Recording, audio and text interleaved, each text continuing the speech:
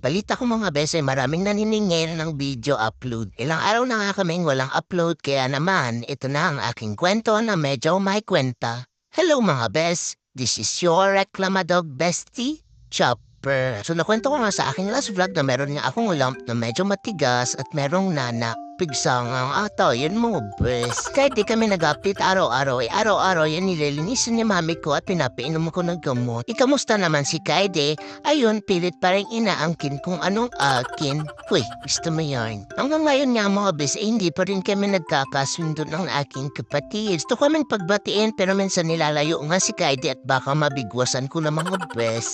Dahil nga mas importante kila mami at daddy ang aking paggaling na hindi nga nila ako pinipilit mag-video-video lalo na pag nagpapahinga ako mga bes. Eh di ito na nga, di ba nag-vaccine si Kaide 3 days after niyang dumating sa amin. After ng vaccine ay hindi man siya pwedeng maligo agad ng ilang araw. 6 days after ng kanyang vaccine ay finally ay pinaliguan na siya mga bes. Ito na sana yung chance ko para mapakita sa inyo yung kanyang tunay na itsura. Pero as you can see mga bes kahit basa ay ang ganda pa rin niya. E di ikaw no? Hindi nga yan siya mabitawan ni mami ko dahil nga kapag binibitawan siya dyan sa CR ay biglang kumakaripos yung takbo mga bes. Smooth-like nga ata talaga ang bateryan yan. Kahit sila mami ko ina-amaze dahil ang ganda nga ni Kaide kahit basa mga bes. Siyempre after maligay pinatuyo agad siya nila mami at daddy para hindi siya magkasakit. As usual ang natuyo na siya mga bes ibalik pagmamaganda na naman ang babait.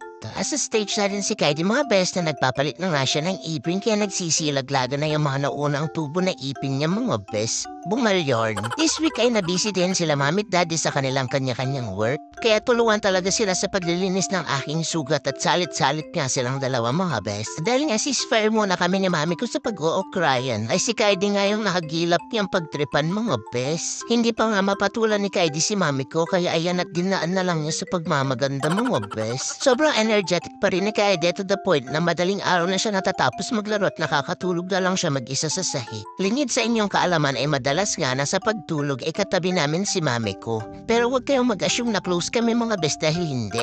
Ang may pagkain yan siya kasi mga bes. Madalas kasi siya magdala ng pagkain sa higaan tapos kakainin ng pasikreto ba. Share ko lang mga bes na ang nickname ni Kaide sa aming bahay ay Runaway. Di tulad ko, si Kaide kapag binubuksan nga yung pinto mga bes ay kumakaripas nga siya ng takbo palabas. Kaya dito sa aming bahay mga bes, ang ibang tawag namin kay Kaide ay Runaway.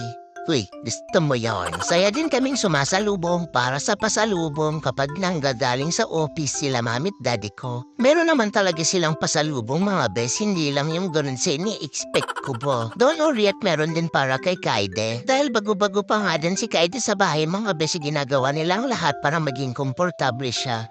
Mukha mo hindi komportable yan. Parang mahigit 1 taon na nga nakatira dito yung pag-asta niya. Uy, and that's it for our kwento mga bes. Sobrang miss naman talaga namin kay so much. Kaya naman, ingat kayo lagi and spread positivity.